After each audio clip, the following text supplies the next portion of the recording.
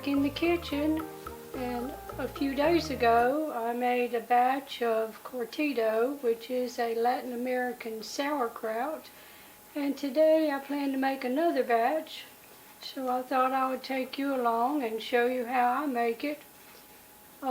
Traditionally it's made with oregano, and I'm not using oregano today. I'm substituting thyme because I like that, and you can adjust recipes to the way you like them. But it makes a great side dish. It's good with chili, it's good on hot dogs, it's good with hamburgers. So it's very convenient. After I get it made, I let it sit out at room temperature for about 3 or 4 days, and then I put it in the refrigerator, and I have kept it for many months in the refrigerator, so it comes in very handy. So let's get started. As far as vegetables, I'm using 2 heads of cabbage that just came from my garden, and 7 organic carrots and 2 organic onions that I purchased from the store. Now I'm going to chop up the onions and the cabbage and then grate the carrots.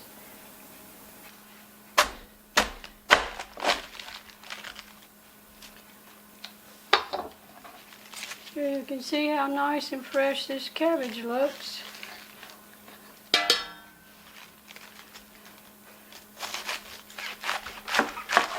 So I'll just quarter it and cut out the core.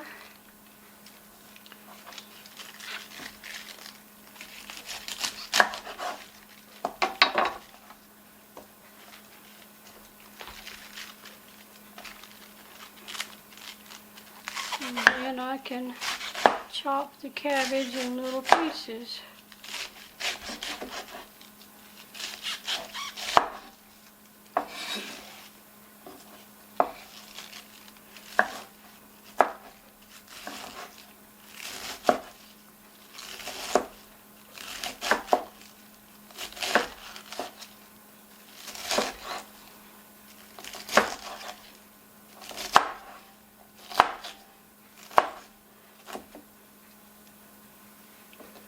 And you can see that won't take long.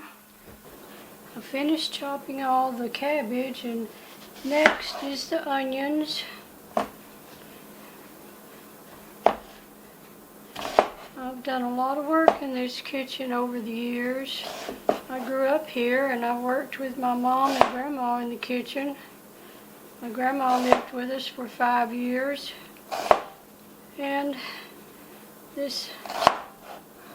Larry and I used to work farmers markets, and we did a lot of baking and cooking in the kitchen to sell at the farmers markets. And we've cooked all of our family meals here, and my mom and dad raised most of the food that we ate as children.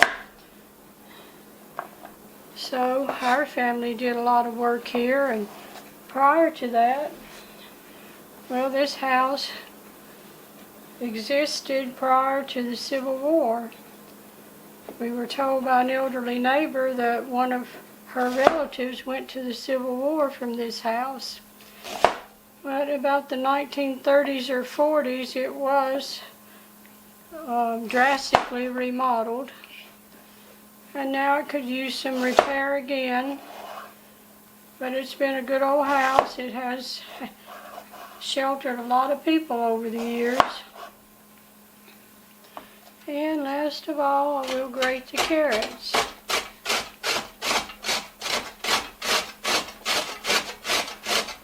My mom and dad bought this house in 1953 when I was just 1 year old.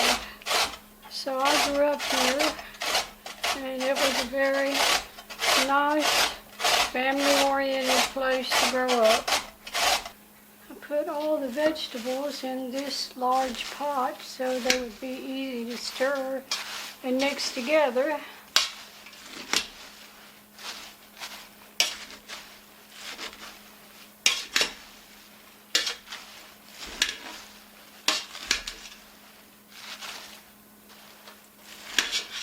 I want to get them all mixed very well. Now I'm going to use this wooden pounder to pound it down some and try to help the vegetables to release some of their juices. Now I'm adding 6 teaspoons of thyme and 4 teaspoons of red pepper flakes.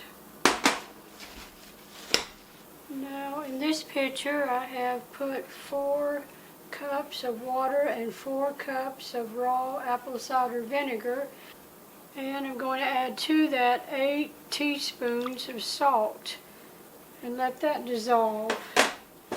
Now it's time to pack the vegetables in the jar while the salt is dissolving there.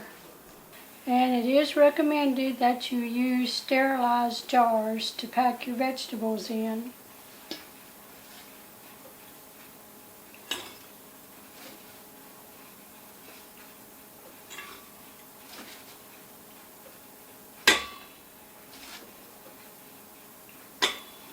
So I want to press this down as much as I can, as tight as I can.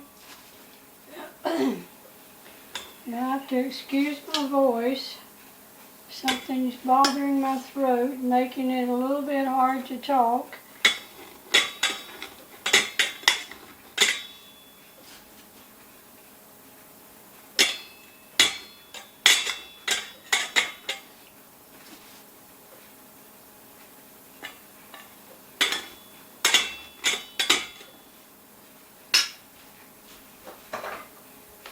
Now I'm going to use this pounder a little bit to press it down.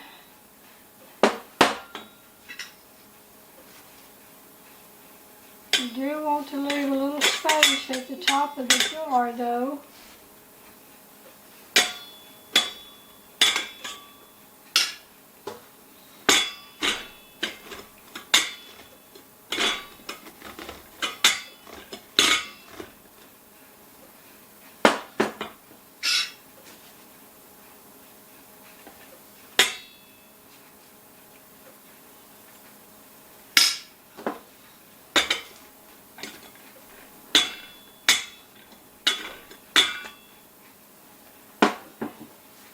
I think I'll put just a little more.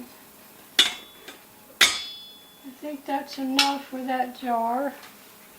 Now in my pitcher here I have 4 cups of water and 4 cups of raw apple cider vinegar and 8 teaspoons of salt, sea salt. So for the liquid you want to have equal amounts of water and vinegar, and for each cup of liquid you want 1 teaspoon of sea salt. So I have 8 cups of liquid here that is half vinegar and half water and 8 teaspoons of sea salt. Now I want to ensure that that is mixed well. I like to keep stirring if possible while I pour it into my jars so that I'll have equal amount of salt in each jar. So the goal is to cover the cabbage with this liquid.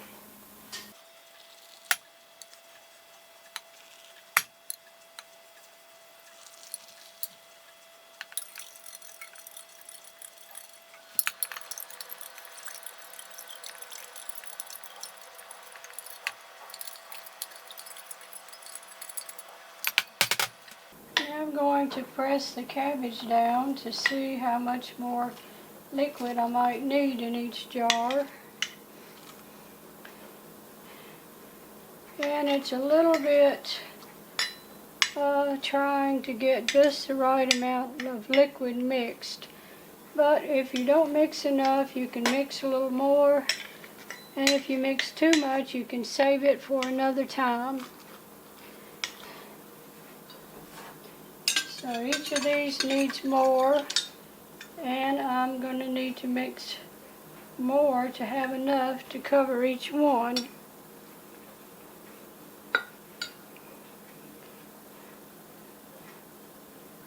So I think I'm going to mix 2 2 more cups of the liquid, 1 cup of vinegar and 1 cup of water, and 2 teaspoons of salt.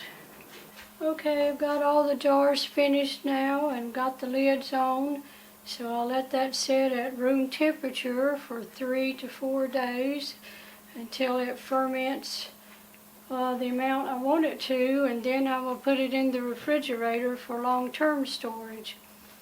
And while it's sitting out and fermenting, each day I will loosen the lid like this and to let off any pressure that might build up during fermentation.